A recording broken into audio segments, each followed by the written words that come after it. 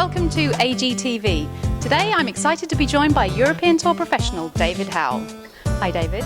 Now I've been following your career for a long time, ever since my dad won a lot of money on your Wentworth win actually, so thanks for that. So I've been pleased to see the resurgence of your career. Is there a particular time or event that you would pinpoint as marking the turnaround of things for you? Because to me it seemed to be a long time before your Dunhill Links win. Yeah, well, I had a number of bad years there, certainly from 2007 onwards, 5 years really, where I was in the doldrums and things were getting worse rather than better. So I think really 2011, I finally sort of switched coach, or took on a new coach, Jonathan Wallett, who was the right coach at the right time for me, just simplified things a little bit. So yeah, and then straight away 2012, 13 and into this year, things have been a whole lot better, encompassing that win at the Dunhill, of course, last season. So I'd have to say that was the time I managed to start turning things around. So it must have been satisfying to win again, and with a playoff as well. Yeah, it was my first playoff win. I think more than anything with the Dunhill win, obviously to win that tournament, you win at St Andrews on the most famous piece of golfing terrain in the world, really, there with that fabulous 18th hole and the backdrop with the clubhouse. So to win for the first time in 7 years at the home of golf was really special, and I couldn't have picked a better place to get back on the winners' rostrum again.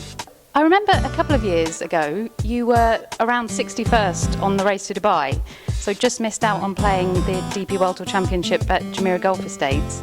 As a Dubai resident and regularly practicing at JGE, how hard was that for you to swallow? Yeah, very frustrating. I'd always played the season finale, which is the top 60 players, and then lo and behold, I moved to Dubai. My wife's working on the tournament, and I missed it for 3 years in a row. So you couldn't have written it worse, really, for me. So it was very, very frustrating, but it was obviously great fun to finally make the field last year. So what is it about Dubai that's kept you resident for so many years? Or the wife. No, and many other things as well. Of course, here we are at Jumeirah Golf Estates, just sitting here now, and practice facilities are fantastic all over. I mean, it's a fun city to live in, especially in the English winter months, shall we say. So I'm very lucky we split our time between England and Dubai. You must be excited about the Desert Swing. Obviously, you won the Dubai Desert Classic in '99.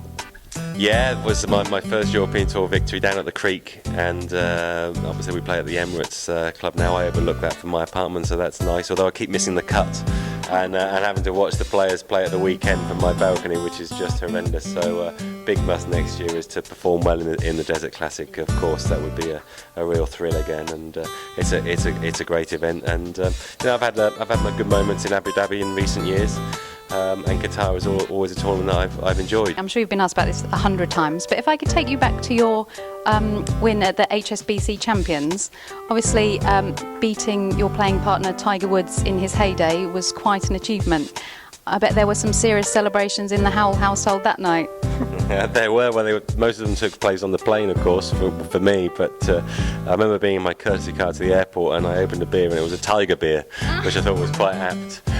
But yeah, that was a great day. I was in good form myself. Tiger was in, arguably the best form of his life, and I had a one-shot lead going into the final round. It was going to be a big challenge, but I just figured if I could shoot 68, Tiger would have to shoot 66 to beat me. Now he's going to do that maybe half the time. So it was a 50-50 chance if I could play my part and shoot the 68, which I managed to do, and sure enough, it was easily good enough. Around that time, you were in the top 10 of the world rankings. Does that bring with it an added pressure, or is that something that the media focus on more than the players?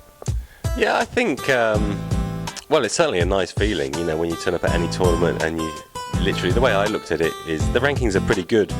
And I probably never really truly believed that I'd get to the heights of the top 10 in the world. I can remember when the top 50 seemed like a million miles away early in my career.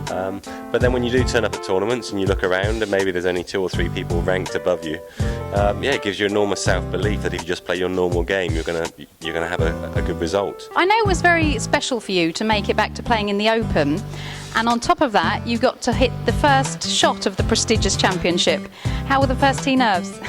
They were big, actually. Yeah, they were powerful nerves. As soon as I saw the draw on Tuesday or Monday, whenever it was, I thought, oh, that's going to be.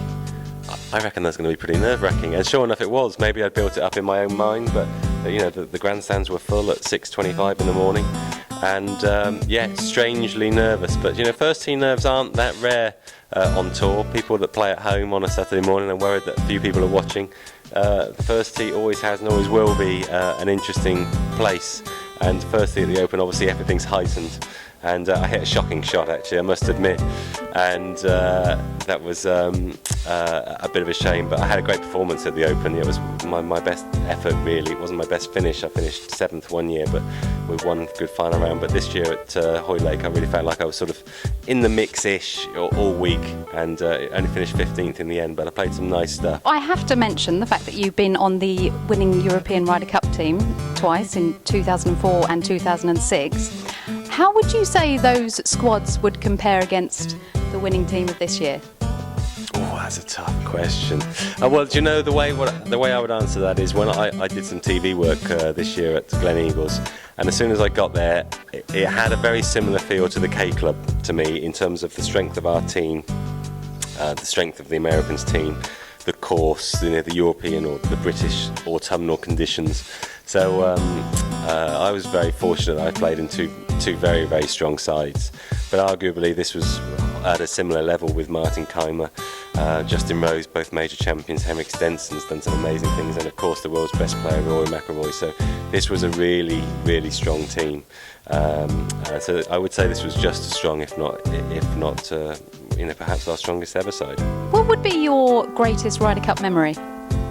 For me, personally, certainly getting my first point at Oakland Hills in 2004.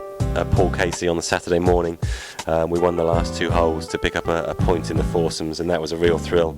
My lifelong ambition was to play in a winning Ryder Cup side, and to know that I'd contributed towards the team's total, that was my personal biggest thrill. My first ever memory of the Ryder Cup was Craig Stadler missing a little tiddler on the 18th green at the Belfry in 1985, missed from about 2 feet. To, I think, lose his match, or maybe just to half. But anyway, that was the moment I got hooked on the Ryder Cup, and I've been an addict ever since. Now, you're known for being pretty nifty with a putter. Any tips for us hackers? Oh, tips just like that. What's the best tip to give? Well, I'll tell you what. If you read your break, however much break you read, if you just doubled that, most amateurs would be far better off. So if you read it 1 cup to the right, aim 2 cups to the right. That would be the simplest tip that I could give, that would encompass all levels of amateur golf. No one reads enough break into their putts. Just before we finish, could you tell us something about you that people may not know outside of golf? Oh, that's a naughty question. One I wasn't expecting. Let's see. Well, I'll tell you what. Sometimes I'm probably embarrassed by this, but not at the time. But if I have had a couple of drinks, I am known as an unbelievably energetic dancer. So yeah. I like the use of the word energetic, not good. No, I've got a distinctive style, I would say. Yeah, I think I'm really good, but of course we know I'm not. But no, I'm not shy to get on the dance floor with a couple of drinks in me, and I certainly had some great times at Ryder Cup winning parties as well, trying to get the dance floor going. So yeah, that's the little thing maybe that people don't quite know about me. Thank you so much for your time, David, and good luck with everything, especially Race to Dubai and Desert Swing. And thank you for watching. See you next time on AGTV.